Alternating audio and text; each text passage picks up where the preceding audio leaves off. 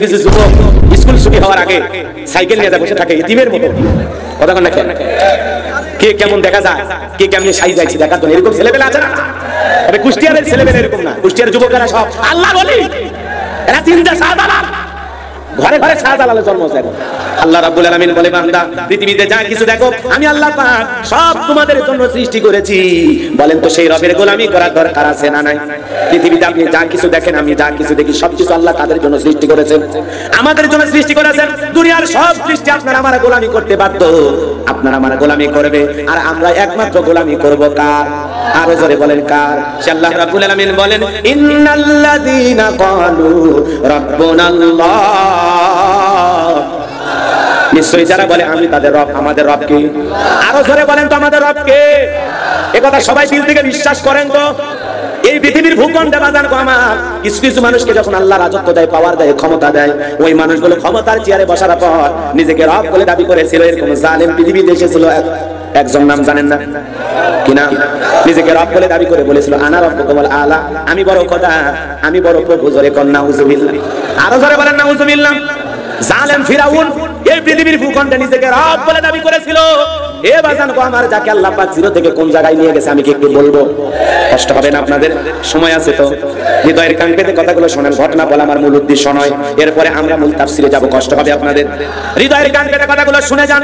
এই জালেম ফিরাউন এর বাল্যকালের নাম ছিল কাবুস। কি নাম? জোরে বলেন কি নাম? কাবুস বলা হইতো। এরপরে কিপ্তিদের তরফ থেকে নাম ছিল রামশিস। কি না? রামশিস। আবার বলখিয়াও বলা হয়।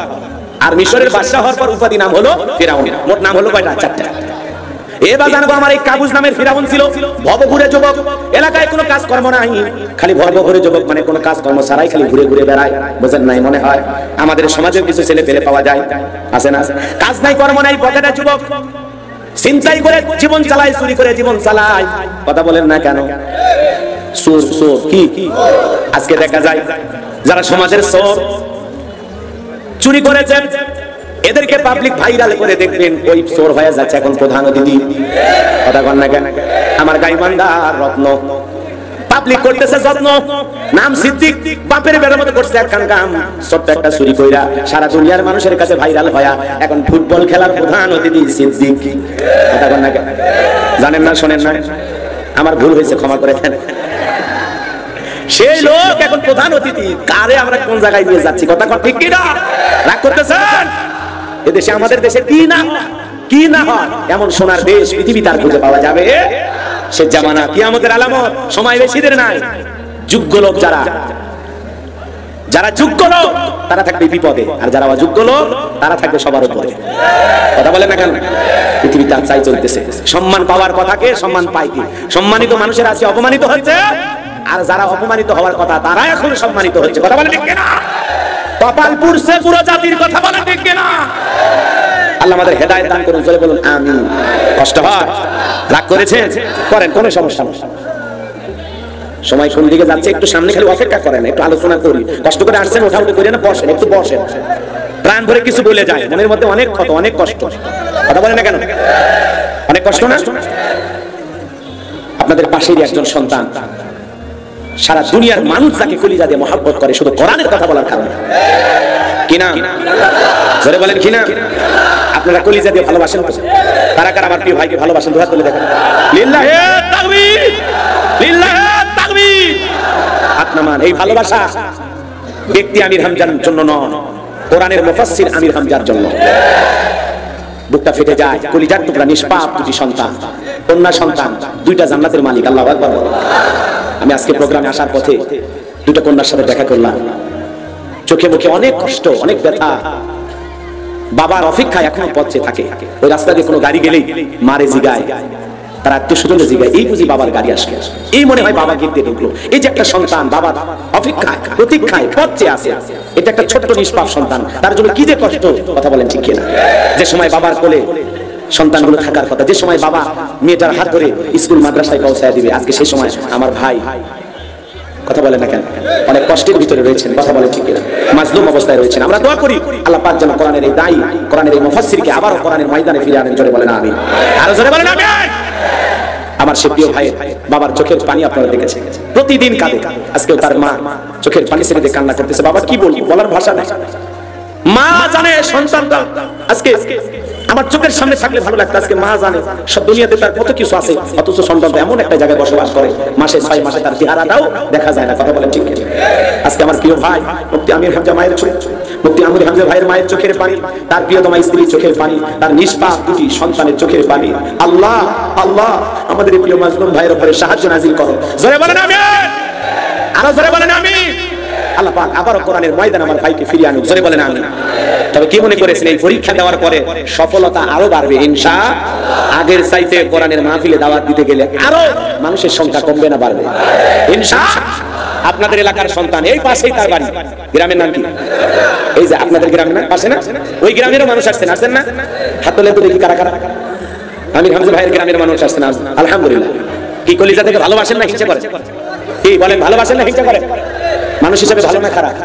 আলহামদুলিল্লাহ আলহামদুলিল্লাহ। গ্রামের মানুষ যদি সাক্ষী দেয় ভালো, আর কার সাক্ষী লাগে? আল্লাহ আমার প্রিয় ভাইকে আবারো কোরআনের ময়দানে ফিরিয়ে আনুন। জোরে বলেন আমিন। ভাইরা আমার হৃদয়ের কান পেতে কথাগুলো শুনে যান। দুঃখে গুলি জায়গা ফিরে যায়। বাবা থাকতে আজকে সন্তানগুলো এতিমের মতো জীবন যাপন করে, স্বামী থাকতে স্ত্রীটা বিধবার মতো জীবন যাপন করে। আজকে মাজলুম অবস্থা আমার প্রিয় ভাই, আল্লাহ রাব্বুল আলামিন আবারো কোরআনের ময়দানে ফিরিয়ে আনুন। জোরে বলেন আমিন।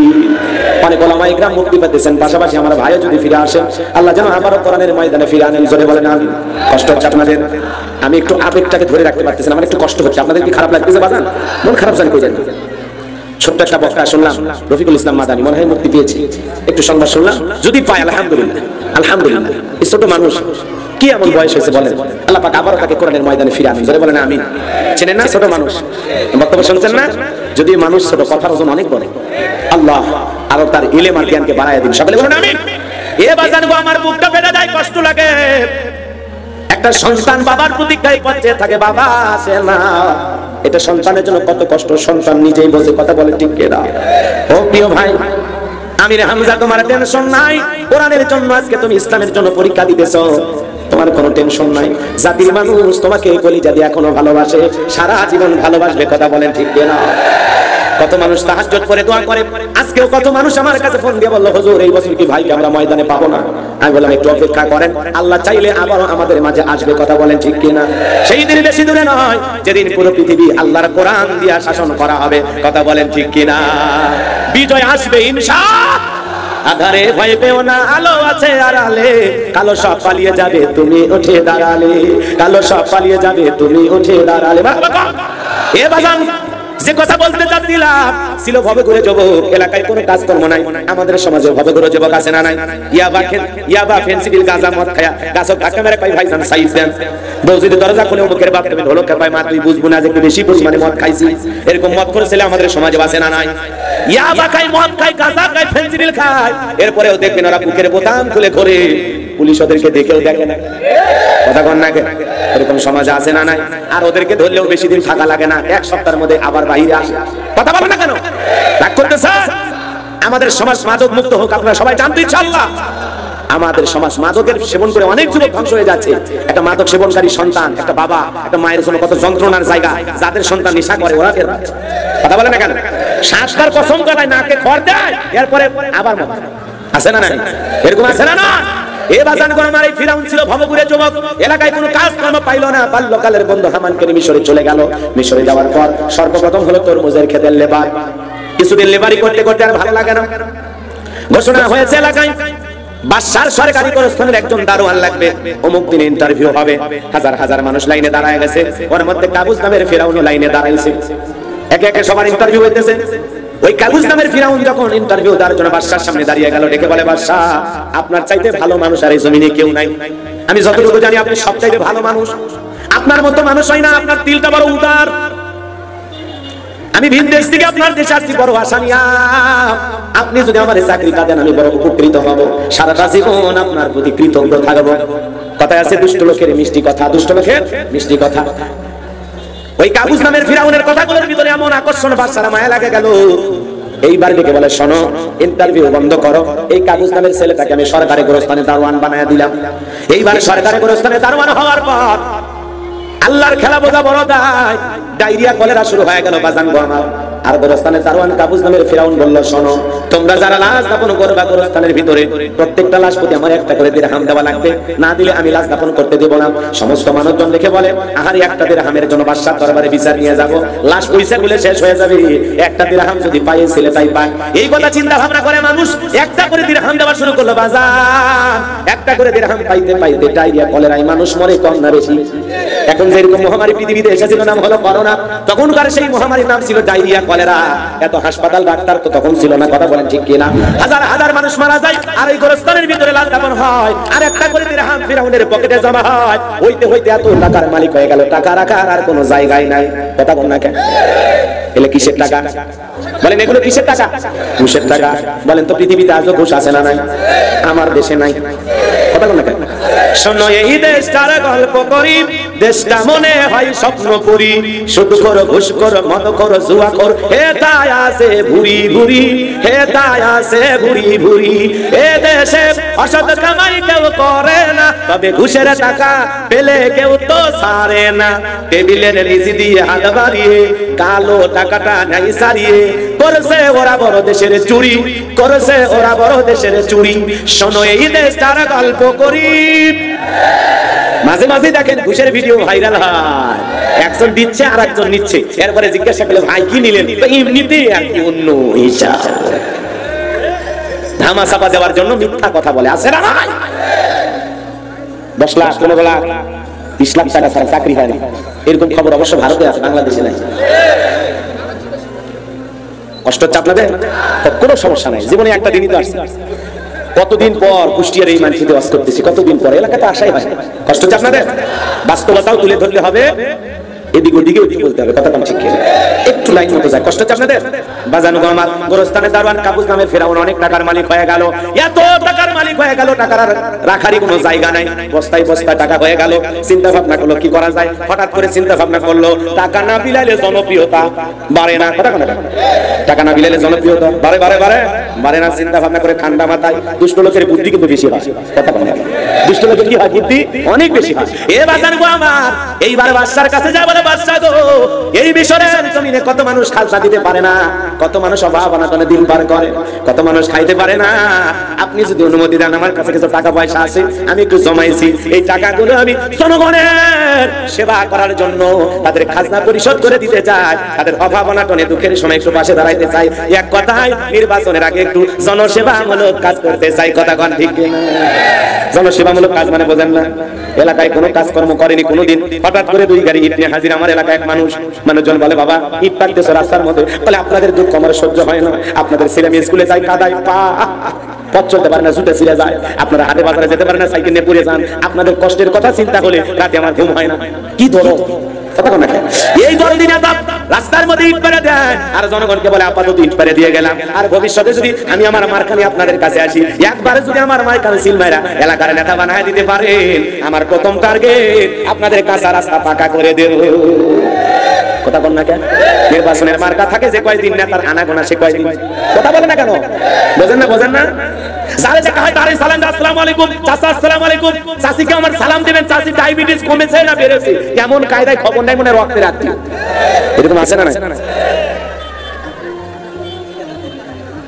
কষ্ট হচ্ছে আপনাদের? বিরক্ত হচ্ছেন নাকি? এ বাজানো আমার হৃদয়ের কান পেতে কথাগুলো শুনে যান, যে কথা আপনাদের উদ্দেশ্যে বলতে চাচ্ছিলাম, হৃদয়ের কান পেতে কথাগুলো শুনে যাবেন। লম্বা হবে, আমি লম্বা করব না, আমরাও জনগণ কম না। 1.5 টাকার বিরিয়ানি 3 টাকার চা খায় কি স্লোগান দেই, বলতে পারি চরিত্র ফুলের মতো পবিত্র, নামাজ না ভক্ত, কাজা খাই 5 ওয়াক্ত, মুসলিমে ফাঁকা ভক্ত, শয়তানের 1 নাম্বার ভক্ত, হুজুরদের জন্য খুবই শব্দ সুশে খাই গরিবের রক্ত।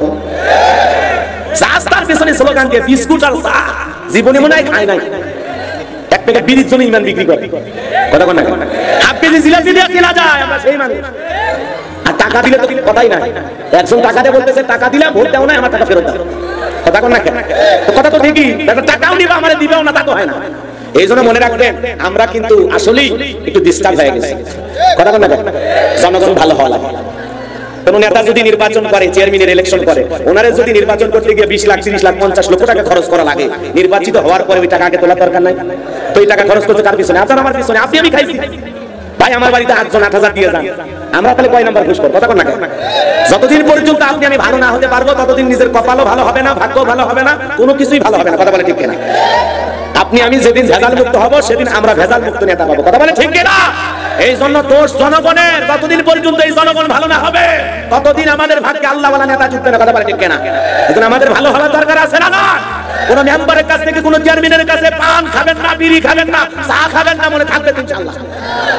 সৎ নিয়তে ভালো মানুষ যোগ্য ব্যক্তি দেখে আপনি আপনার মতামত প্রকাশ করেন। এরকম নিয়ত কার কাছে? জীবনে কোনোদিন কোনো নেতার কাছে টাকা খাবেন না। হাত তুলে দেখি। আল্লাহ কবুল করুক। জোরে বলেন আমিন। একটু কলিজাটা বড় খান। ওই ভোটে 500 টাকা না খাইলে আপনার দিন যাবে না।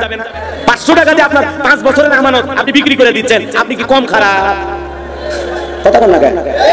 500 টাকা দিয়ে আপনার কিনা যায়, আপনি এত সস্তা, আপনার দামি নাই। 500 টাকা দিয়ে আপনার কেনা যায়, 1000 টাকা নোটের কাছে আপনি বিক্রি হন, আপনি এত ছোট। কথা বল না কেন? আপনার দামি নাই। বিয়ে করার আগে যৌতুক নেওয়ার সময় কোন 1 লাখ 2 লাখ ছাড়া হবে না। বাপ রে বাপ, ওটির দাম বাড়ে কেমনে? কথা কোন ওই জায়গায় বিক্রি হন না আপনি আমি? যৌতুক নেওয়ার সময় না না 1.5 লাখ 2 লাখ 3 লাখ না দিলে ছেলের বিয়ে দেব না, তো ওই জায়গায় দাম বাড়ে। আবার ভোটের সময় 500 টাকা দিয়ে বিক্রি হন, কি ব্যাপার? ওই জায়গায় 2-3 লাখ টাকা চান তো ডাইরেক্ট গুলি নাই। কথা কোন না কেন? বাপ রে বাপ, কি শুরু করছি আমরা? আল্লাহ আমাদের হেদায়েত দান করুন। বলেন আমিন। কোন নেতার কাছ থেকে কোন পরিমাণ 10-5 টাকা ঘুষ খাবেন না, মনে থাকবে ইনশাআল্লাহ। একটু উদার হন, সবাইকে ভালোবেসে কাছে রাখেন, একটু ভালোবাসা দিতে শেখেন। আপনি যতক্ষণ আপনার ভালো মন মানসিকতা তৈরি করতে না পারবেন ততদিন আপনি ভালো কিছু পাবেন না। আগে নিজে ভালো হন। কথা বলেন না কেন? আগে আমাদেরকে ভালো হতে হবে। কথা বলে ঠিক কিনা? আমাদের পরিবর্তন হতে হবে। আমরা পরিবর্তন হলে আমরা পুরো জাতিকে পরিবর্তন করতে পারবো ইনশাআল্লাহ। তাহলে 1 নাম্বার জনগণ হতে রাজি আছেন তো ইনশাআল্লাহ? কয় নাম্বার হবে? 1 নাম্বার। হুজুর আমাকেও কিনতে পারবেন। কথা বলেন না কেন? এটা তো মুমিনের কথা যে আমি দুনিয়ার কোনো অর্থের বিনিময়ে বিক্রি হব, মনে থাকবে তো ইনশাআল্লাহ? নাকি আরো ক্লিয়ার করে বলা লাগবে? অল্পতে হয়েছে না? সামনের দিকে যাই। এ বাজান গো আমার, ওদের কথা বলতে গেলে অনেক লম্বা হয়ে যায়। কষ্ট পাচ্ছেন নাকি আপনারা? খারাপ কিছু বলতেছি না? দোয়া করে দেবো, বলেন। দোয়া করে দেবো? লিল্লাহে তাকবীর, লিল্লাহে তাকবীর। তাহলে মার্কা থাকে যে কয়দিন ওদের আনাগোনাও সেই কয়দিন, যাকে দেখে তারে সালাম দেয়। এক নেতা খেজুর গাছকে পর্যন্ত সালাম দিয়েছে। নেতার কর্মী থাকে না, কয় নেতাই তো মানুষ নাই, খেজুর গাছ নেতা বলে। আমি মনে করছি এটা ভোটার। আসেন আসেন খাবো, মনে থাকবে তো ইনশাআল্লাহ। এই বাজার সামনের দিকে যাক। এইবার জনগণ চলে আসলো, হাজার হাজার জনগণের খাজনা পরিশোধ করে দেওয়া হলো, হাজার হাজার গরিব মানুষকে সহযোগিতা করা হলো। ওই সমস্ত মানুষগুলো যায় আর বলে, আরে আমাদের রাজ্যের বাদশা যদি এই ব্যক্তি না হয়া গোরস্থানের ছেলেটা হইতো, না জানি আমাদের কপাল খুলে যেত। আল্লাহর খেলা বোঝা বড় দায়। ওই দেশের যিনি মন্ত্রী ছিল মারা গেল, নির্বাচন শুরু হয়ে গেল। আগে তো জনগণের মন কাইরা নিয়েছে। এক চান্সে মিশরের মন্ত্রী হয়ে গেল কাবুস নামের ফেরাউন। কি হয়ে গেল? মিশরের মন্ত্রী হয়ে গেল। এরপরে বার্ধক্যজনিত কারণে অল্প সময়ের ব্যবধানে ওই দেশের বাদশা মারা গেল। এইবারে কাবুস নামের ফেরাউন ডেকে বলে, শোনো, বাদশা মারা গেছে, বাদশা ছাড়া দেশ চলবে না, তোমরাই বলো মিশরের বাদশা হবে কে? সমস্ত জনগণ ডেকে বলে, আপনার চাইতে ভালো মানুষ আর কেউ হতে পারে না। নেতারাও ডেকে বলে, আপনার চাইতে ভালো মানুষ আর কেউ হতে পারে না। জনগণ আর নেতাদের সমর্থন পাইয়া ওই কাবুস নামের ফেরাউন হয়ে গেল মিশরের বাদশা। কথা বলেন ঠিক কিনা? মিশরের বাদশা হওয়ার পর নেতা ক্ষমতা পাইছে ঠিকই, রাতের বেলা ঘুমাইতে পারে না, ঘুম থেকে লাফায় লাফায় ওঠে, আজেবাজে স্বপ্ন দেখে। তার দরবারে জ্যোতিষী ছিল 400 জ্যোতিষীর লিডারের নাম হলো দবিরা, বয়স হলো 320 বছর। দবিরাকে ডেকে বলে, দবিরা আমার ভাগ্য গবেষণা করে দেয়, রাতের বেলায় কেন জানি ঘুমাইতে পারি না, আজেবাজে স্বপ্ন দেখে লাফায় উঠি। দবিরা বলেন, এত টেনশন নেবেন না, বিষয়টা আমি ঠান্ডা মাথায় চিন্তা ভাবনা করে দেখতেছি। এইবার দবিরা গবেষণা করে বলেন, নেতা যদিও আপনি ছিলেন তরমুজের ক্ষেত্রে লেবার, সেখান থেকে গোরস্থানে দারোয়ান, এরপরে মিশরের মন্ত্রী, বর্তমান রানিং বাদশা, যদিও আপনি আঙ্গুল ফুলা কলার গাছ, কিন্তু আপনার ভবিষ্যৎ জীবন বড় অন্ধকার। আগামী 3 মাসের মধ্যে বনি ইসরাইল সম্প্রদায়ের মধ্যে মুসা নামের একটা ছেলে জন্মগ্রহণ করবে। ওই মুসার কারণে আপনার রাজত্ব ক্ষমতা থাকবে না, এমন কি নেতা আপনার জীবন যাওয়ার সম্ভাবনাও দেখা যায়। এই কথা শোনার পর বলেন তো ফিরাউনের মাথা ঠান্ডা না গরম? খালি গরম। মানে এত কাজ করে পুরাইয়া ছিলাম কই, আসলাম কই, না জানি ভবিষ্যতে আরো কত কিছু হয়। আর মুসা নামের একটা ছেলে জন্মগ্রহণ করবে, ওর কারণে রাজত্ব জীবন কোনোটাই থাকবে না। এটা তো আমি নেতা মেনে নিতে পারি না। আর যদি বলতো মুসা আসবে, খানকা বানাবে, পয়সা পয়সা জিকিরি করবে আর তসবিহ ঠেলবে, বলেন তো ফিরাউনের মাথা কি গরম হইতো? জোরে বলেন, গরম হইতো? আজও পৃথিবীর দিকে তাকায় দেখেন, যারা খানকায় বসে হু হু করতেছে, কথা বলেন, যারা দরবার নিয়ে বসে আছে আর জিকিরি করতেছে আর গান গাইতেছে আর না পাইতেছে, পানির ভিতরে জ্বললে বাতি ঝড় বাতাসেও নেবে না। অমুক বাবার মুরিদ হইলেন নামাজ রোজা লাগে না, আছে না? না বলেন তো, ওদেরকে কেউ টার্গেট করে? কেউ টার্গেট করে? ওরা টুকি তবলা বাজাচ্ছে, ওরা নাচানাচি করতেছে, ওরা গাঁজা টানতেছে, ওরা যা খুশি তাই করতেছে। হাই রে পীর, বাবার ভবা ভবা মোষ দেখলে মনে হয় বিয়ের 11 ঘোষ। বাবা পিনতে থাকে জট, বাবার মাথার চুলে জট, বাবার হাতে গাঁজার পট, সালা পিনতে থাকে তবিল থাকে, সব দেখা যায়। কথা বলে কেন? গাঁজা তাই না মুখদারি লাল বানাইছে, কথা কন হাজার পিঠ রাগ করতেছেন। কিন্তু একজন শাহজালালের বড় অভাব, কথা বলেন না কেন? একজন শাহ সুলতানের অভাব, একজন আব্দুল কাদের জিলানীর অভাব। পীর আছে কিন্তু বাইজিদ গোস্তামির মতো নাই, কথা বলেন ঠিক না? শাহজালালের মতো নাই, শাহপরানের মতো নাই, শাহ মাসদুমের মতো নাই, যারা এসে জমিনে ইসলামের প্রচার প্রসার করেছে, কালেমার দাওয়াত দিয়ে মানুষকে মুসলমান বানাইছে, কথা বলেন ঠিক না? রাগ করেছেন আপনারা? শুনে খুশি হবেন, আগামী কালকে আল্লামা ইলিয়াসুর রহমান জিয়াদি ভাইয়ের হাতে একজন হিন্দু ভাই মুসলমান হবেন। আলহামদুলিল্লাহ, ভালো, আলহামদুলিল্লাহ, ভালো বলেন। এই যে কুষ্টিয়া ইউনিভার্সিটির একজন বোন, সে ধর্ম ত্যাগ করে মুসলমান হয়েছেন, বলেন আল্লাহু আকবার। আমরা চাই এভাবেই মানুষ দিনের পথে আসবে, আল্লাহর পাঠানো সত্য ধর্ম বুঝবে, কথা বলেন ঠিক কিনা? হুয়াল্লাযী আরসালা রাসূলাহু বিল হুদা ওয়া দীনিল হাক্কি লিইযহিরাহু আলাদ দীনি কুল্লিহি ওয়ালাউ কারিহাল মুশরিকুন। সত্য ধর্ম সহ, সত্য বিধান সহ বিশ্বনবীকে জমিনে প্রেরণ করেছেন কে? সে ধর্ম সকল ধর্মের উপরে একদিন বিজয় লাভ করবে, আর এই বিজয় দেখে মুশরিকদের জ্বালা যন্ত্রণা হয়, কথা বলেন ঠিক কিনা? একদিন দলে দলে মানুষ ইসলামের পথে আসবে ইনশাআল্লাহ। কষ্ট হচ্ছে আপনাদের? কষ্ট হচ্ছে? ফিরাউনের মাথা খারাপ হয়ে গেছে, মুসা বেদে মেনে নেওয়া যায় না। হামানকে ডেকে বলে, দেখো হামান এই দিকে আয়। নবীরা বলছে 3 মাসের মধ্যে মুসার জন্ম হবে, আর ওই মুসার কারণে রাজত্ব থাকবে না, ক্ষমতা থাকবে না, এটা তো মেনে নেওয়া যায় না। বলতো কি করা যায়? হামানের মাথায় কোনো চুল ছিল না, পুরো মাথা হলো, বোঝেন নাই? টাকওয়ালা কথা কোন না কেন? পুরো মাথায় কি বলেন না কেন? সাদে মাল্লাই বাম্পার লট, পুরো মাথা ছিল ভারতের দমদম এয়ারপোর্ট, মাথার মধ্যে কোনো চুল নাই, কি নাই? জোরে বলেন কি নাই? চুল নাই। এই টাকওয়ালা হামানকে ডেকে বলে, হামান রে এখন তুই বল আমি কি করতে পারি? হামান ডেকে বলে, নেতা টেনশন নেবেন না, মাইট ইজ রাইট, জোর যার মূল্য তার, বাবার রাজত্ব ক্ষমতা যার হাতে, সে যা বলবে পুরো পৃথিবীতে তাই হবে, কথা বলেন ঠিক কিনা? কি বলতে চাস? বলে আমি একটা মাত্র উপায় বের করে দিতে চাই, সেটা হলো যত ছেলে সন্তান জন্মগ্রহণ করবে সবাইকে জবাই করে করে দুনিয়ার বুক থেকে বিদায় করে দেব, তাহলে আপনার মুসা পৃথিবীতে জন্ম নিতে পারবে না। এই কথা শোনার পর ফিরাউন ডেকে বলে, দেখো হামান রে আসলেই তোর বুদ্ধির তারিফ করতে হয়, আসলে তোর মাথায় বুদ্ধি আছে, তবে শোন ছেলেগুলোকে জবাই করবি, কারণ ছেলেদের মধ্যে আমার শত্রু আছে, মেয়েগুলোকে জবাই করবি না, মেয়েদের মধ্যে আমার কোনো শত্রু নাই। তার মানে ছেলেগুলোকে জবাই করবি, মেয়েগুলোকে মারবি না, কারণ ছেলেদের মধ্যে আমার শত্রু আছে, মেয়েদের মধ্যে কোনো শত্রু নাই। তার মানে চোর হলেও মানুষ ভালো, মোবাইল নিয়ে গেল, সিম খুলে দিয়ে গেল, কথা কোন ঠিক কিনা? এইবার সন্তান জবাই করা শুরু হয়ে গেল, হাজার হাজার সন্তান জবাই করা হলো। 3 মাস পরে এইবার মিটিং বসেছে, দবিরাকে দেখে বলে, দবিরা এইবার গবেষণা করে দেখো আমার পথের কথা মুসা মরলো না বাঁচলো। দবিরা এইবার গবেষণা করে বলে, না তা যদিও আপনি হাজার হাজার বনি ইসরাইল মায়ের বুক খালি করে মুসা সন্দেহ হত্যা করেছেন, কথা বল না কেন? মুসা আসবে কয়জন? একটু কথা বলেন ভাই, মুসা আসবে কত? আর মারছে কত? হাজার হাজার, কথা বলেন ঠিক না? ওই জন্য জালেমদের কাছে অপরাধ করা লাগে না, জালেমদের কাছে অপরাধ করবে একজন, আর ওরা বিনা দোষে হাজার মানুষকে শাস্তি দেবে, কথা বলেন ঠিক না?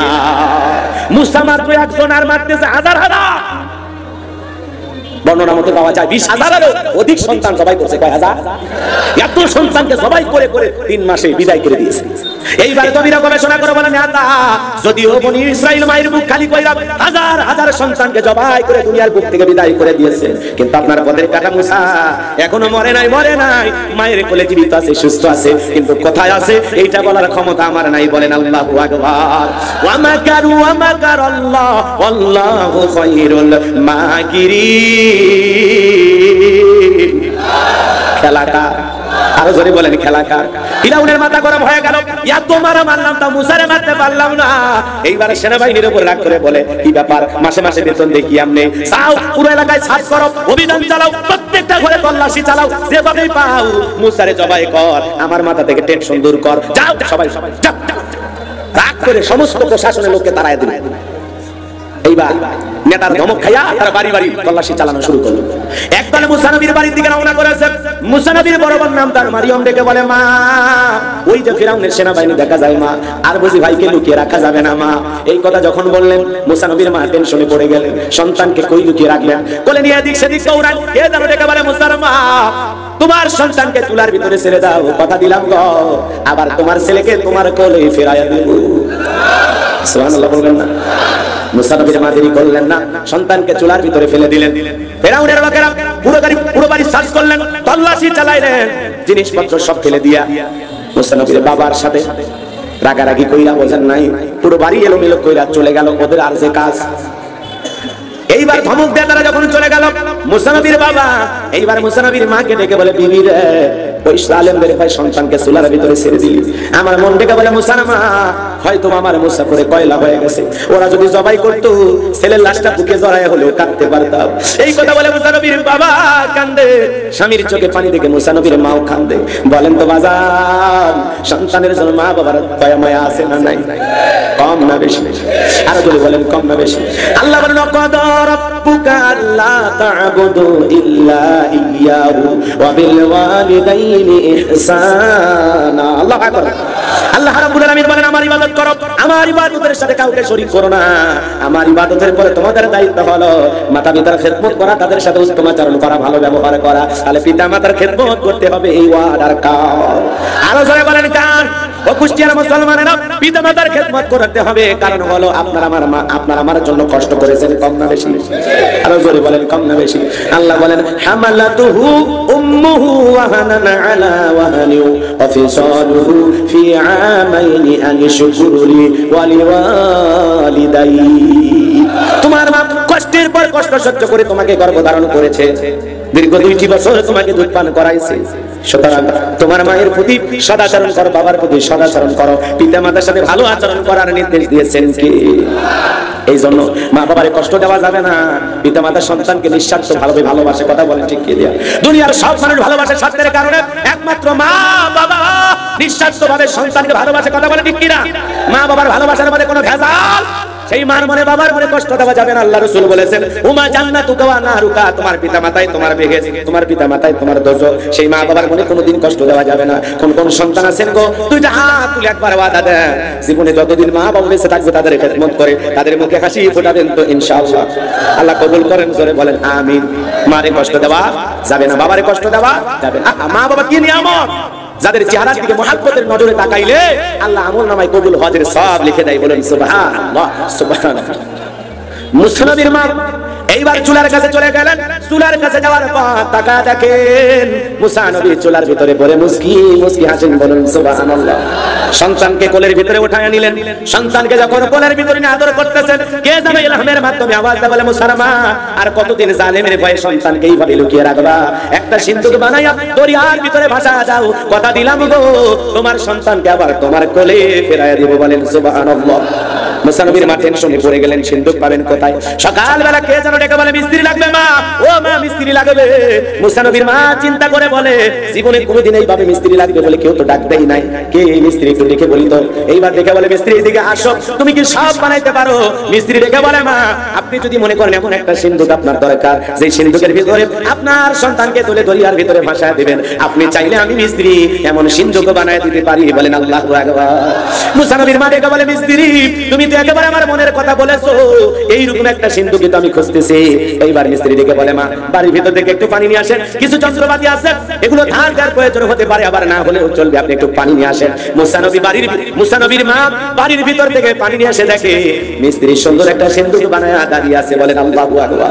এইবার সিন্ধুকটা হাতের মধ্যে দিয়া এক পা দুপা করে দৌড়ায়, এক পা দুপা করে দৌড়ায়। মুসা নবীর মা ডেকে বলে, মিস্ত্রি পারিশ্রমিকের দাম কিনিবা না, কাঠের পয়সা কিনিবা না, লোহার দাম কিনিবা না। মিস্ত্রি ডেকে বলে, মা যারা বিপদে পড়ে আমি তাদের উপকার করি, বিনিময়ে কোনো টাকা পয়সা গ্রহণ করি না। বলেন আল্লাহু আকবার। এইবার মুসা নবীর মা ডেকে বলে, মিস্ত্রি এই বিপদের দিনে এত বড় উপকার করলা, কাঠের পয়সা নিলা না, পারিশ্রমিকের দাম নিলা না, অন্তত তোমার নামটা বলে যাও, মাঝে মাঝে যদি তোমার কথা মনে হয় আল্লাহর কাছে তোমার জন্য আমি দোয়া করব। এই কথা যখন বললেন, মিস্ত্রি ডেকে বলে, মা আমি দুনিয়ার কোনো সাধারণ মিস্ত্রি না, আমি আল্লাহর ফেরেশতা, আমার নাম হলো জিবরাইল। আল্লাহু আকবার। এইবার মুসা নবীর মা মুসা নবীকে সিন্ধুকের ভিতরে তুইলা দরিয়ার ভিতরে ভাসায় দিয়া মেয়েকে ডেকে বলে, মারিয়াম সিন্ধুক ভাসতে ভাসতে কই যায় খবর নিয়ে আসবি। লম্বা ঘটনা আমি লম্বা করতে পারবো না। এই বাজান সিন্ধুক ভাসতে ভাসতে চলে গেল ফিরাউনের ঘাটে। ওই দিন বিকেল বেলা ফিরাউন তার প্রিয়তমা স্ত্রী আসিয়াকে নিয়ে সমুদ্রের সৈকতে আসছে একটু হাওয়া খাওয়ার জন্য। কি বুঝলেন? ফিরাউন কাফের, এরপরেও স্ত্রীকে নিয়ে বিনোদন করতেন। মাথা বাবারা স্ত্রীকে নিয়ে আসছে সমুদ্র সৈকতে হাওয়া খাইতে। মাঝে মাঝে স্ত্রীকে নিয়ে বিনোদন করতে যাবেন, হালাল বিনোদন, পর্দা করাইয়া নিয়ে যাবেন তো ইনশাআল্লাহ। কথা কোন নাকি? মাঝে মাঝে স্ত্রীর মন খুশি রাখার জন্য এখানে সেখানে ঘুরতে নিয়ে যাওয়া দরকার আছে না? তাই বলে সিনেমা হলে সিনেমা দেখার জন্য নিয়ে যেতে বলতেছে। কথা কোন নাকি? গান বাজনা যাত্রা দেখার জন্য নিয়ে যেতে বলতেছে না, নিয়ে যাবেন সমুদ্র দেখাতে, আল্লাহর সৃষ্টি দেখাইতে। পারবেন তো ইনশাআল্লাহ? পারবেন তো ইনশাআল্লাহ? এমনও স্বামী আছে বইয়ের সাথে ভালোভাবে কথাও পায় না, দুনিয়ার সবার সামনে হাসে, বইয়ের সামনে হাসে না। এরকম পুরুষও আছে না? যাই মহিলা মা বোন আসছে, তাদের উদ্দেশ্যে কিছু ওয়াজ করা দরকার আছে না? দেখি যদি সম্ভব হয়। তবে মহিলা মা বোনে যারা বসে আছেন মা, একটু ধৈর্য ধারণ করেন, আমার কথাগুলো একটু শোনার চেষ্টা করেন। ভাইরা আমার, এইবার সেনাবাহিনীরা সিন্দুকটা উঠাইয়া ফিরাউনের সামনে নিয়ে গেল। ফিরাউনের সামনে যখন নিয়ে গেছে, ফিরাউন ডেকে বলে সিন্দুক খোলো দেখি। সিন্দুক যখন খোলা হলো, সবাই তাকায় দেখে মনে হয় আকাশের পূর্ণিমার চাঁদ সিন্দুকে ধরা দিয়েছে। আল্লাহু আকবার। এইবার ফিরাউন ডেকে বলে তরবারিতে জবাই কর। আসিয়া বলে থামো, খালি মারা শিখছো, সারাটা জীবন মারলাম, তাও তোমার শান্তি হলো না। ও স্বামী, এত সন্তান হত্যা করে তোমার মন শান্ত হলো না? একটু অপেক্ষা করো স্বামী, তোমার একটা শুধু কথা বলবো। বলো তো, এই যে সন্তান যে সিন্ধুকে বই রাখছে, এই সিন্ধুকের যে কাঠ, এমন কাঠ কি তোমার দেশে পাওয়া যায়? এমন কাঠ কি তোমার দেশে আছে? ফিরাউন কাঠ নাই রে চাইরা দেখে, এমন কাঠ তোমার বাপ দাদা জীবনে কোনোদিন দেখে নাই, আমিও জীবনে কোনোদিন দেখি নাই। এইবার আসিয়া যুক্তি দিয়া বলে, স্বামী, এই সন্তান ভিনদেশী কারো সন্তান, ভাসতে ভাসতে আমাদের দেশে আসছে, দয়া করে সন্তান তারে মাইরো না। এই সন্তানটাকে আমরা আমাদের পালক পুত্র হিসাবে লালন পালন করো। এই ছেলেটাকে আমাদের সন্তান হিসাবে লালন পালন করো। মাঝে মাঝে অনেক কঠিন স্বামী স্ত্রীর কথা বলে না কেন? স্ত্রীর প্রস্তাব মেনে নিতে কি হয়? বাধ্য হয়। যদিও কঠিন হৃদয়ের মানুষ, তখন বলতেছে ঠিক আছে, এত মানলাম, একটাই তো ঠিক আছে। কথায় আছে, যেখানে বাঘের ভয় সেখানে সন্ধ্যা। মুসা নবীকে তাদের সন্তান হিসেবে লালন পালন করবেন, এই প্রস্তাব আসিয়ার ফিরাউন মেনে নিলেন। এইবার আসিয়া বলে, খালি মেনে নিলে হবে না, সন্তান তো পাইছে, তো দুধ খাওয়াইতে হবে। আমি তো পারবো না, তো কি করা যায়? তাই রাজ্যের মধ্যে ঘোষণা করো, সেই মহিলা দুধ পান করাতে পারবে, তার প্রতি মাসে তোমার বেতন দেওয়া লাগবে। ফিরাউন বলে, সন্তান পাইতে মুশকিল হয়ে গেল। ঠিক আছে, বেতন দেবো, আমার তো টাকা পয়সার অভাব নাই, 5 টাকার অভাব আছে, ঠিক আছে, বেতন দেওয়া হবে। দলপিটায় খবর দেওয়া গেল যে ফিরাউনের সন্তান পালক সন্তানকে দুধ পান করাইতে পারবে, তাকে প্রতি মাসে মাসে বেতন দেওয়া হবে। হাজার হাজার মহিলারা আসলেন, স্তন খুলে মুখ লাগায়া দিলেন। আল্লাহর পয়গম্বর কোন মহিলার স্তনে দুধ পান করলেন না, বলুন সুবহানাল্লাহ। সমস্ত নারীরা ব্যর্থ হয়ে ঘুরে চলে গেল, একটা মহিলা দুধ পান করাইতে পারলো না। ওই যে মুসা নবীর বড় বোন দেখে বলে, ওর আমি আসিয়া, মনে কিছু নেবেন না, এমন একটা ধাত্রীর সন্তান আমার কাছে আছে, যে কোনো সন্তান, কৌশল করে বলতেছেন, যে কোনো সন্তান সেই মহিলার, সেই যে কোনো সন্তান ওই মহিলার দুধ পান করতে পারে, তাই নাকি? বলে হ্যাঁ। ওই সেই মহিলা বলে, 2জন লোক পাঠায়া দেন, মহিলাকে আপনার কাছে নিয়ে আসি। এইবার মুসা নবীর মাকে ফিরাউনের দরবারে নিয়ে আসা হলো। মুসা নবীর মা যখন সন্তানকে কোলের ভিতরে নিয়ে স্তন খুলে মুখটা লাগায় দিয়েছে, আল্লাহর পয়গম্বর মুসা নবী মায়ের স্তনে দুধ খাওয়া শুরু করেছে, বলুন আল্লাহু আকবার। মায়ের স্তনে দুধ খাওয়া যখন শুরু করলো, রানী আসিয়া ডেকে বলে, তোমার বেতন ডাবল করে দেওয়া হবে, থাকার কোয়ার্টারে ফ্রি করে দেওয়া হবে। মুসা নবীর মা দেখে বলে, ও রানী আসিয়া, সন্তানকে যদি লালন পালন করতে চান আর দুধ পান করাইতে চান, সন্তান আপনার। দেখে বলে, কি ব্যাপার, সারের মতো চিল্লাউকা, কি হইছে তোমার? দেখে বলে, আসিয়া, এই ছেলে আমার গালে থাপ্পড় মারছে, আর ওর চোখে মুখে আগুন দেখছি রে আসিয়া, এ মুসা ছাড়া কেউ না, তরবারি দিয়ে জবাই করি, পথের শত্রু দূর করি। আসিয়া ডেকে বলে, ঢং করার জায়গা পাও না, এই ছোট মানুষ কোনোদিন গালে থাপ্পড় মারতে পারে? থাপ্পড় তো তোর গালে মারে না, থাপ্পড় মারছে আমার গালে, মজা কি আমি টের পাইছি। থাপ্পড়ের ওজন বুঝায়া যায়, এ মুসা ছাড়া কেউ না। আল্লাহু আকবার। যাই হোক, অনেক পরীক্ষা নিরীক্ষা হওয়ার পর মুসা নবীর বয়স হয়ে গেল 25 বছর। 25 বছরের টকবকে যুবক তাকায় দেখেন, কিপ্তি আর বনি ইসরাইলের মধ্যে ঝগড়া বেঁধে গেছে। দুইজন মিলে লেগে গেছে, ঝগড়া মারামারি। পয়গম্বর মুসা নবী নিজ সম্প্রদায়ের লোকের পক্ষ নিয়ে ডেকে বলে, কিপ্তি ফিরাউনের চামচা, সেখানে যেখানে সেখানে মাতবাড়ি করিস। কিছু কিছু মানুষ আছে না, যেখানে সেখানে গরম দেখায়, তুই আমার চিনিস, আমি অমুক নেতার আপন খালাতো বোন, তার ছোট মেয়ে বিয়ে করছি, তার সাথে কি হাইব্রিড পরিচয়। কথা কন নাকি আপনারা? জানে চাই দেখালে তুই আমার চিনিস, খায়া ফেলে দেবো রে, টাইম দেবো না, আছে না? সেই গরম, এত গরম দেখাচ্ছেন। আল্লাহ যদি 3 বার বমি দেয় আর পেছনের দরজা একটা ঢিল করে দেয়, দাঁড়িয়ে থাকতে পারবে না, কুষ্টিয়া সদর হাসপাতালে ভর্তি হওয়া লাগে। কথা কন ঠিক কিনা? হাসপাতালে ভর্তি হওয়ার পর স্ত্রী দেখতে গেছে, ও সেলিমের বাপ, তোমার শরীরের কি অবস্থা? ভাই মা তুই দোয়া কর। বড় ছেলে দেখতে গেছে, আব্বা শরীরের কি অবস্থা? ভাই ভাই তোমাকে চিনতে পারলাম না। তা আল্লাহ যদি দেখাই দেয় ফেলে পাতলা পায়খানার বমি দিলেই তো আপনার অবস্থা খারাপ হয়ে যাবে। কথা কন ঠিক কিনা? তখন বউ বাচ্চা করছেন আর টাইম দেবে না। কথা কন, রাগ করেছে? ভালো করে বোঝার চেষ্টা করেন বাজান। মুসা নবীকে বলে, কিন্তু ফিরাউনের গরম সব জায়গায় দেখাও, নেতার গরম সব জায়গায় চলবে না। কথা বলেন চলে? কথা কোন চলে? একটা থাপ্পড় বা ঘুষি মারছে কয়টা? মাত্র কয়টা? এক থাপ্পড় বা ঘুষি খায়া কিডনি দুনিয়া থেকে ডিলিট। ইন্না লিল্লাহি ওই জায়গা পড়ে আছে, জায়গাতে ডেট। কথা কোন না আপনারা, জায়গাতে খালাস নাই, মরে গেছে। এখন মানুষ মারছে, চতুর্দিকে খবর বসে আছে না, ছড়ায় গেছে, সাথে সাথে মামলা হয়ে গেছে। এখন মুসা নবী ফিরাউনের দরবারে হয়ে গেল মার্ডার কেসের আসামি। আল্লাহ দেখে বলে, মুসা আর এই জনপদ তোমার জন্য নিরাপদ নয়, গাট্টি গুটি গোছায় এখন রওনা করো মাদাইনের দিকে, এরপরে কবে আসা লাগবে আমি আল্লাহ মেসেজ জানাই দেবো। বলেন আল্লাহ। মুসা নবী আল্লাহ পাকের ওয়াদার পায়ে চলে গেলেন মাদাইনে। লম্বা ঘটনা আমি লম্বা করতে পারবো না বাজান। মুসা নবী মাদাইনে যাওয়ার পর আল্লাহর পয়গম্বর শুআয়ব আলাইহিস সালামের দুই মেয়ের সাথে পরিচয় হয়। পানি খাওয়ানোর ঘটনা আপনাদের জানা আছে। পানি খাওয়ায়া আল্লাহর পয়গম্বরের দুইজন কন্যা সন্তান মুসা নবীকে নিয়ে বাড়িতে চলে গেলেন। যাওয়ার পরে দেখে বলে, বাবা আমাদের কাজের একটা মানুষ দরকার পেয়েছি, আপনি যদি অনুমতি দেন সে আমাদের বাড়িতে কাজ করবে। ব্যবহার অনেক ভালো বাবা, লম্বা সময় ধরে তার সাথে হাঁটলাম, পথ চললাম। ও বাবা একটা বারো আমাদের দুই বোনের দিকে ফিরেও তাকাই নাই। এতটা লাজুকে ছেলে, বলে আল্লাহু আকবার। এতটা লজ্জা বাবা, আমাদের দুই বোনের দিকে একবারও তাকাই নাই। যখনই কথা বলেছে মাটির দিকে তাকায় কথা বলেছে। আল্লাহু আকবার বলেন। নবীরা কোনদিন এভাবে তাকাইতে পারে? বড় লাজুক লজ্জাশীল পয়গম্বর ছিলেন মূসা আলাইহিস সালাম।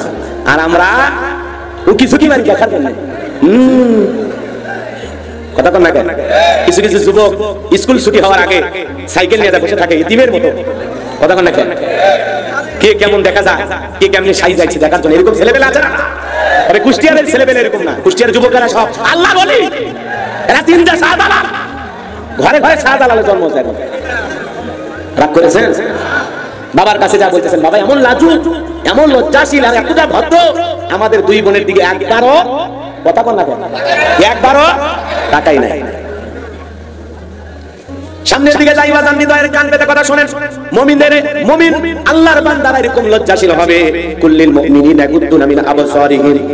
আল্লাহ দেখে বলেন, নবী গো মুমিন পুরুষদেরকে জানায় দেন তারা যেন তাদের দৃষ্টি নিম্নগামী করে পথ চলে।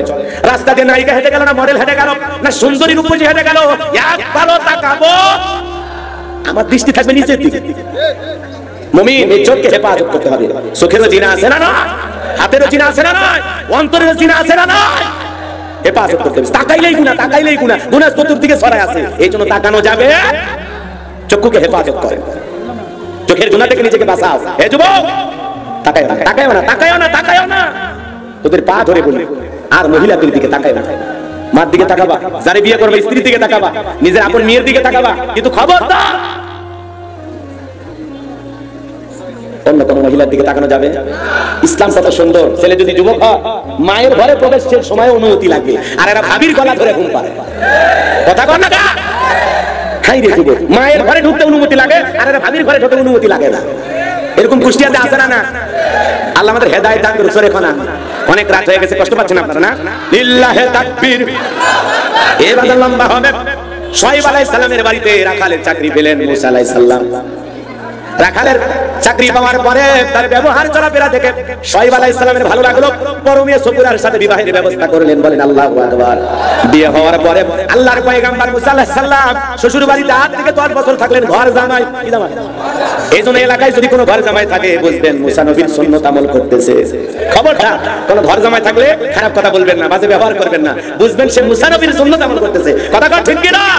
মুসা নবী শ্বশুর বাড়িতে কয় বছর ঘর জামাই? 8 থেকে 10 বছর।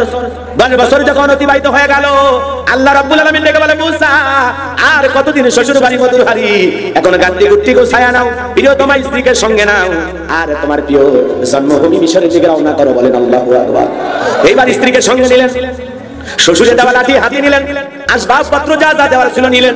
নেওয়ার পর আল্লাহর পয়গম্বর পথ চলতে চলতে যখন দূর পাহাড়ে চলে আসলেন, আল্লাহ রাব্বুল আলামিন তখন পয়গম্বর মুসা নবীকে নবুয়ত দান করলেন। বলুন সুবহানাল্লাহ। এর থেকে মজা লাগবে বাজান, একটু ফিনিশিংটা দেই। বসে বসে একটু বসে। আল্লাহ পাক বলেন, ওয়া মা তিলকা বিয়ামিনিকা ইয়া মুসা। আমার আল্লাহ ডেকে বলে, মুসা তোমার হাতে ওইটা কি?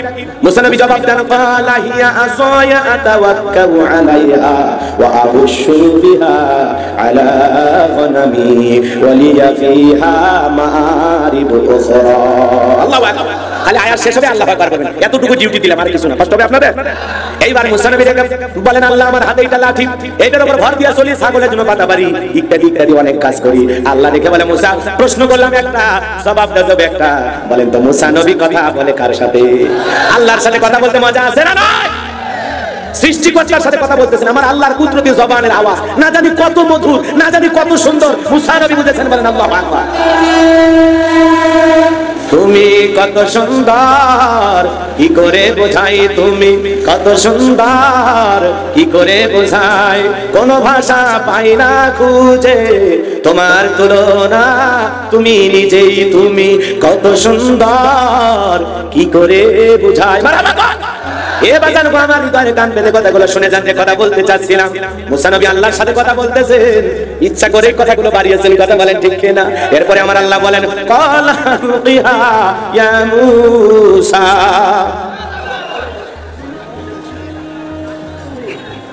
আল্লাহ বলেন ক্বালা আলকিহা ইয়া মূসা, তোমার হাতের লাঠিটা তুমি নিক্ষেপ করো।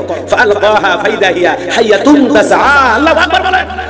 লাঠি নিক্ষেপ করা মাত্রই হয়ে গেল বিশাল একটা অজগর সাপ। মুসা নবী বলে বাপ রে বাপ, এই যে জাতের সাপ, আমার বংশ করে দিবে সাপ। এই সাপ থেকে ভয়ে মারছে লাভ। আল্লাহ বলে মুসা থাম, দৌড়াইও না, থামো। আল্লাহ ডেকে বলে কি ব্যাপার দৌড়াও? আল্লাহ যে বড় সাপ হইছে দেখে তো আমি ডরাইছি, ভয় পাইছি, এইজন্য তো দৌড়াচ্ছি। আল্লাহ রাব্বুল আলামিন ডেকে বলেন ক্বালা খুযহা ওয়া লা তাখাফ সানুঈদুহা সিরাতাহাল উলা। আল্লাহ ডেকে বলে মুসা ভয় পেও না, তোমার হাতের লাঠিকে আমি আল্লাহ সাপ বানাইছি, আবার ওই সাপের দিকে হাত বাড়াও, আমি আল্লাহ পাক পূর্বের মতো লাঠি বানায় দিব। বলুন সুবহানাল্লাহ। পয়গম্বর ভয় ভয় ভয় ভয় হাত দিতেছেন, যখন ধরতে গেছেন আবার লাঠি হয়ে গেছে, বলেন আল্লাহু আকবার। এরপরে আল্লাহ পাক বলেন ওয়াদুম ইয়াদাকা ইলা জানাহিকা তাখরুজ বাইদা মিন গায়রি সুইন আয়াতান উখরা লিনুরিয়াকা মিন আয়াতিনাল কুবরা। আল্লাহ রাব্বুল আলামিন দেখে বলে পয়গম্বর তুমি তোমার হাতটা বগলের নিচে ঢুকাও, ওখান থেকে বের করো কোনো দোষ ছাড়াই। আমি আল্লাহ ধবধবে উজ্জ্বল সাদা চমৎকার দেখাইলাম। এই যে দুইটা লিনুরিয়াকা মিন আয়াতিনাল কুবরা, এই যে কুদরতের দুইটা নিদর্শন দান করলাম, এই যে দুইটা মুজিজা তোমারে দান করলাম, এইবার তোমার দায়িত্ব ইযহাব ইলা ফিরআউনা ইন্নাহু তাগা। আল্লাহু আকবার। এইবার তোমার দায়িত্ব হলো, ফিরআউন সীমা লঙ্ঘন করেছে, ওর পাপের 16 কলা পূর্ণ হয়ে গেছে, 40 বছর শিক্ষা ব্যবস্থা বন্ধ করেছে, ঘরে ঘরে মূর্তি ঢুকায়া দিয়েছে, নিজেকে রব বলে দাবি করে পাপের 16 কলার সীমা লঙ্ঘন করেছে। এইবার তোমার দায়িত্ব হলো যাও ফিরআউনের রাজ দরবারে যাও, আর যায় বলো ইযহাব ইলা ফিরআউনা ইন্নাহু তাগা। ফিরআউন রে তুমি সীমা লঙ্ঘন করেছো, আর তোমার আইনটা বানানো আইনটা মিশরে চলবে না, এখন মিশরে চলবে আল্লাহর আইন দিয়া। কথা বলেন ঠিক কিনা? যাও যাও যাও। এত বড় কাফেরের কাছে দাওয়াত দেওয়ার কথা কি বলতেছে? তাহলে আমার আল্লাহ মানুষকে ভালোবাসেন কম না বেশি? এত বড় একটা জালেম, এত বড় একটা কাফের, নবুয়ত দান করে প্রথম দিনে ডিউটি, যাও ফিরআউনের সামনে যায় দিনে দাওয়াত দাও। বলেন তো নবী মুসার জন্য এটা পরীক্ষা ছোট না বড়? জোরে বলেন। পয়গম্বর তখন থেকে বলতেছেন আল্লাহ আপনি কি ভুলে গেছেন আমি ফিরআউনের দরবারে মার্ডার কেসের আসামি? কিসের কেস?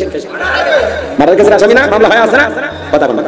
মুসা নবী থেকে বলে আল্লাহ আপনি কি ভুলে গেছেন আমি মার্ডার কেসের আসামি, গেলেই তো ফাঁসি দিয়ে মারবে। আল্লাহ ডেকে বলে মুসা ভয় পাওয়ার কোনো কারণ নাই, ছোট থেকেই মারার চেষ্টা করেছিল, আমি বাঁচায় রাখছি। সুবহানাল্লাহ। টেনশন নেবার কোনো কারণ নাই, আমি আল্লাহ যার পক্ষে থাকি কোনো জালেম ফাঁসি দিয়েও মারতে পারবে না, আগুনে পোড়ায়ও মারতে পারবে না, পানিতে ডুবাইয়াও মারতে পারবে না। বলেন আল্লাহু আকবার। আল্লাহ যার পক্ষে থাকলে পৃথিবীর যত বড় শক্তি হোক না কেন, সেই ইমানদার মুমিন মুত্তাকিকে জমিন থেকে বিদায় করতে পারবে না, পারবে না, পারবে না। কথা বলেন না? আগুনে পোড়ায় ইমানদারকে মারা যায়। ইব্রাহিম আলাইহিস সালামকে নমরুদ মেরেছিল, আগুনে পোড়ায় মারতে পারে না। পানিতে ডুবেছিল, ইউনূস নবী মরেছিল। কথা বলে না কেন? এজন্য আল্লাহ যাদেরকে ভালোবাসেন আর যারা আল্লাহর প্রিয় হয় তারা শত বিপদে পড়লেও আগুনের কাছে ফুলের বাগান হয়ে যাবে, পানি ভিআইপি বাসস্থান হয়ে যাবে। কথা বলেন ঠিক কিনা? আর তো এটি একটা মামলা হয়ে আছে, এটা ব্যাপার। কথা বলেন না কেন? একটা মামলা হয়ে আছে ফিরআউনের দরবারে, আর কিছুই না, এটা তো ব্যাপারই না। আল্লাহ রাব্বুল আলামিন থেকে বলে মুসা যেতেই হবে, নবুয়ত দান করেছি, দায়িত্ব দিয়েছি, তোমার দায়িত্ব হলো ফিরআউনের দরবারে দ্বীনের দাওয়াত পৌঁছানো। তুমি যে একজন রাসূল, আমি আল্লাহ যে তোমার নবী বানাইছি, এই দাওয়াত পৌঁছায়া দাও। দেখে বলে আল্লাহ যাওয়াই লাগবে? বলে হ্যাঁ যাওয়াই লাগবে। বলেন তো মুসা নবী চালাক কম না বেশি? অনেক চালাক। পয়গম্বর লম্বা হবে, আমি লম্বা করতে পারবো না, কিছু ঘটনা ছিল বললে আরো ভালো লাগতো। এবার জানবো আমার মুসা নবী দেখে বলে আল্লাহ যেতেই হবে। আল্লাহ ডেকে বলে মুসা অবশ্যই যাওয়া লাগবে। পয়গম্বর ডেকে বলে আল্লাহ আমার বড় ভয় ভয় লাগে, তোমার কাছে একটু দোয়া করি। এই কথা বলে পয়গম্বর দোয়া করা শুরু করলেন। ক্বালা রাব্বিশরাহ লি সাদরি ওয়া ইয়াসসির লি আমরি ওয়াহলুল উকদাতাম মিন লিসানি ইয়াফকাহু কওলি ওয়াজআল লি ওয়াসীরাম মিন আহলি হারুন আখি। আল্লাহু আকবার। আমরা যখন মাদ্রাসায় পড়েছিলাম ওস্তাদেরা কোরআন হাতি দিয়ে এই দোয়া আমাদেরকে শিখিয়েছিলেন। আমরা মনে করেছিলাম এটা কোরআন খোলার দোয়া। কথা কোন না, কোরআন পড়ার আগে মনে হয় দোয়া পড়া লাগে, কিন্তু দেখেছেন এই দোয়া করেছিলেন জালেম ফিরাউনকে দাওয়াত দেওয়ার আগে মুসা নবী। কথা কোন ঠিক কিনা? এই দোয়া করেছিলেন কে? কথা কোন না কেন? কি বললেন? ক্বালা রাব্বিশরাহ লি সাদরি ওয়া ইয়াসসির লি আমরি ওয়াহলুল উকদাতাম মিন লিসানি ইয়াফকাহু কওলি। আল্লাহ আমার বক্ষকে প্রশস্ত করে দাও, আমার কাজগুলোকে সহজ করে দাও, জিহ্বার জড়তা দূর করে দাও, যাতে সহজে আমার কথা বুঝতে পারে। আর আমার পরিবারের মধ্য থেকে আমার একজন ভাই আছে, নাম হলো হারুন, তাকে আপনি নবুয়ত দান করুন। বলেন আল্লাহু আকবার। আরো জোরে বলেন আল্লাহু আকবার। আল্লাহ রাব্বুল আলামিন ডেকে বলে পয়গম্বর দোয়া মঞ্জুর হয়ে গেল, তোমার ভাই হারুনকে আমি আল্লাহ পাক নবী বানায়া দিলাম। বলেন আল্লাহু আকবার। এইবার দুইজন মিলে যাও ফিরাউনের দরবারে দিনের দাওয়াত পৌঁছায়া দাও। বলেন আল্লাহু আকবার।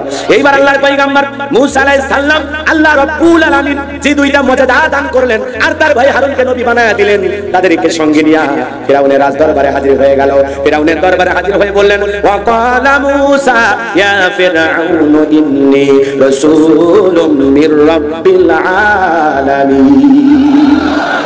মূসা আলাইহিস সালাম বলেন, হে ফিরাউন, আমি বিশ্বের রব আল্লাহর পাঠানো একজন রাসূল। বলেন আল্লাহু আকবার। এই কথা যখন বললেন এরপরে আরো ডেকে বলেন হাকিকুন আলা আল্লাহ আকুলা আলা আল্লাহি ইল্লাল হক ক্বাদ জিতুকুম বিবাইয়িনাতিন মির রাব্বিকুম ফাআরসিল মাইয়া বানি ইসরাঈল। ডেকে বলেন আমি আল্লাহর সম্বন্ধে সত্য ব্যতীত মিথ্যা বলবো না। আর শোনো, মানুষের প্রতি অনেক জুলুম অত্যাচার করেছো, যে বনি ইসরাঈলদেরকে গোলাম বানায় রাখছো, ওদেরকে মুক্ত করে দাও, ওদেরকে আমি আমার সাথে নিয়ে যাব। বলেন আল্লাহু আকবার। এই কথা যখন বললেন ফিরাউন তখন ডেকে বলে তুমি সত্যি নবী? বলে হ্যাঁ, আমি আল্লাহর একজন পাঠানো রাসূল। ফিরাউন তখন কি কথা বলেছিল আল্লাহ পাক সেই কথাও জানায় দিলেন। ক্বালা ইন কুনতা জিতা বিআয়াতিন ফাআতি বিহা ইন কুনতা মিনাস সাদিকিন। ফিরাউন বলল তুমি যদি সত্যি নবী হয়ে থাকো তাহলে বাস্তব কোন দলিল বা কোন নিদর্শন যদি তোমার কাছে থাকে সেটা পুরো জাতির সামনে উপস্থাপন করো, যদি তুমি সত্যবাদী হও। ফিরাউন দেখছেন কি করে মুসা নবী বলতে যে তুমি যদি সত্যবাদী হও, তুমি যে নবী, স্পষ্ট কোনো প্রমাণ থাকলে দেখাও। বলেন তো প্রমাণ আছে বেটা? কথা কয় না, কথা কয় না। জানছি, বুঝতে পারছি আপনাদের কষ্ট হচ্ছে, আর কষ্ট করবেন না, শেষ। দোয়া করে দেয়া না, এক সুবাইয়া বাড়ি যাবেন না, একটু জায়গা ওঠেন লিল্লাহি তাকবীর। হ্যাঁ হ্যাঁ, খেয়াল করেন। আমাকে বারবার বলছে হুজুর আপনি একটা নির্দিষ্ট বিষয়ের উপর পুরো একটা ঘটনা বা আলোচনা ধরে শেষ করবেন, আমাদের লোকেরা এটা পছন্দ করে, এই জন্য আমি এইভাবে ওয়াজ করতেছি। জানি না আপনাদের ভালো লাগবে না খারাপ লাগবে, আল্লাহ ভালো জানে। একটু খেয়াল করেন, একটু খেয়াল করেন, একটু আর বেশি কষ্ট দেবেন না। 12টার পরে শেষ করে দেওয়া উচিত। এরপরে 12:30 পার হয়ে গেছে, আর বিলম্ব করা হবে না, কারণ কালকে আবার আছে। আসবেন না কালকে? আবার আসবেন তো ইনশাআল্লাহ। তো যাই হোক, ইলিয়াস রহমান জিয়াদি সাহেব আসবেন, চমৎকার আলোচনা করেন, মাশাআল্লাহ, অনেক জ্ঞানী মানুষ। হ্যাঁ, আপনারা আসবেন ইনশাআল্লাহ। আজকে হয়তো আমি যতটুকু বললাম দেখে নিন, কালকে ইনশাআল্লাহ কাদায় এসে রেখে কষ্ট হচ্ছে আপনাদের। যে কথা বলতে চাচ্ছিলাম হৃদয়ের কান পেতে কথাগুলো শুনে যান। এইবার যখন হাত থেকে লাঠি ফেলাইলো, বিশাল একটা সাপ হয়ে গেল, বগলের নিচ থেকে হাত করে তুললো, ধবধবে উজ্জ্বল সাদা চমৎকার দেখাইলো। এই দুইটা জিনিস দেখার পর সমস্ত লোকেরা দেখে বলে ও ফিরাউন, এই ছেলে তো একটা বিজ্ঞ জাদুকর। কি কি কি কি? কিন্তু আপনারা বলেন এগুলো জাদু না মজেজা? জাদু না মজেজা? নবীরা জাদু দেখায় না মজেজা দেখায়? আর নবীদেরকে মজেজা দান করেন কে? এর মধ্যে কোনো ভেজাল আছে?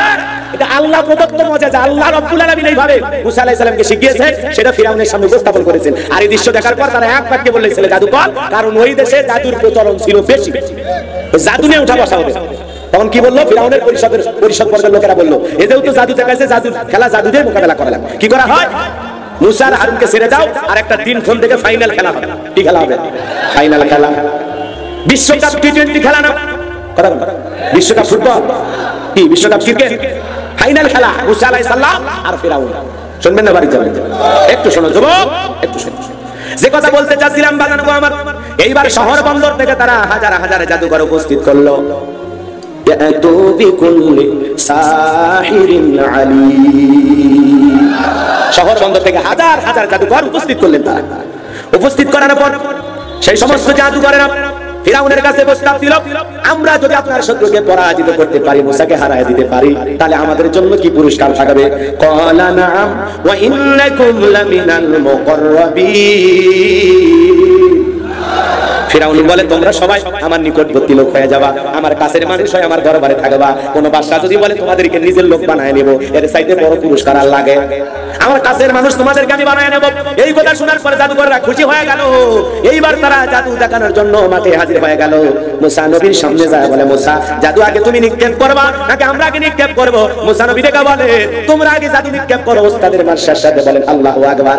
হাজার হাজার জাদুকর নিক্ষেপ করলো। সেদিন তারা এক নয় দুই নয় ৮০,০০০ জাদু নিক্ষেপ করেছিল। সাপ বানাইছে, ভাল্লুক বানাইছে, বাঘ বানাইছে, আগুন বানাইছে, দড়ি বানাইছে, রশি বানাইছে, এমনকি মানুষের চোখে পর্যন্ত তারা জাদু নিক্ষেপ করেছিল। এরপরে জাদু যখন তাদের দেখানো শেষ হয়ে গেল, মুসা নবীকে রেখে বলে, মুসা, আমরা আমাদের জাদু নিক্ষেপ করেছি, আর জাদু নিক্ষেপ করার মতো আমাদের কাছে কোনো দলিল নাই। আমাদের যা ছিল সব শেষ। এখন যা দেখানো তুমি দেখো। আমরা যতটুকু জাদু মজুদ ছিল, আমাদের যতটুকু জ্ঞান ছিল সব শেষ। এবার তুমি তোমারটা দেখাও। আল্লাহ ওহীর মাধ্যমে জানাই দিলেন, মুসা, ভয় পাওয়ার কোনো কারণ নাই, শুধু লাঠিটা ফেলায়া দাও। আল্লাহর ওয়াদা পাওয়ার পর আল্লাহর পয়গম্বর শুধু লাঠিটা ফেলে দিলেন। বিশাল একটা সাপ হয়ে গেল। ঠোঁটটা ছিল নিচে, আর উপরে ঠোঁট ছিল ৮০ ফিট উঁচুতে। হাজার হাজার যে জাদু নিক্ষেপ করেছিল, এক নিঃশ্বাসেই খেয়ে ফেলে দিয়েছে। এমন দৃশ্য দেখার পর ফিরাউনের পিছনে রাস্তা দিয়ে গরম হাওয়া বের হয়ে গেছে। ও বলে, এত কষ্ট করে লোকজন দেরি করে কি লাভ হলো? মুসার এক লাঠির কাছে সব শেষ। বলেন আল্লাহু আকবার। এইবারে জাদুকররা বিষয়টা দেখলো। দেখার পরে তারা বুঝতে পারলো এটা কোনো সাধারণ জাদু না, এটা মানুষের পক্ষে সম্ভব নয়। তখন তারা কি করলেন? ওয়া উলকিয়াস সাহারাতু সাজিদিন। সমস্ত জাদুকররা সিজদায় মাথা নত করলো। বলেন আল্লাহু আকবার। এবং তারা ঘোষণা করলো, ক্বালু আমান্না বিরাব্বিল আলামিন রাব্বি মূসা ওয়া হারুন। আরো জোরে বলেন আল্লাহু আকবার। এইবারে তারা বলল, আমরা বিশ্বের প্রতিপালক রব্বুল আলামিনের প্রতি ঈমান আনলাম, যিনি হলেন মুসা এবং হারুনের রব, প্রতিপালক। বলেন আল্লাহু আকবার। হাজার হাজার জাদুকর ঈমান আনলো। ঈমানদারের সংখ্যা বৃদ্ধি পেল। বলেন আল্লাহু আকবার। ফিরাউন তখন অনেক হুমকি ধমকি দেখাইলো। এমন হুমকি দেখাইলো, বলে, তোমাদেরকে আমি শুলিতে চড়াবো, ফাঁসি দিয়ে মারবো। ঈমানদাররা নতুন ঈমান পায়া বলতেছে, মরণের ভয় দেখায় লাভ নাই, মরা তো একদিন লাগবে। তোর মতো ফিরাউনের দলে থাকে বেঈমান হয়ে না মইরা মুসা নবীর দলে থাকে ঈমান আনাই করতে চায়। আল্লাহু আকবার বলেন।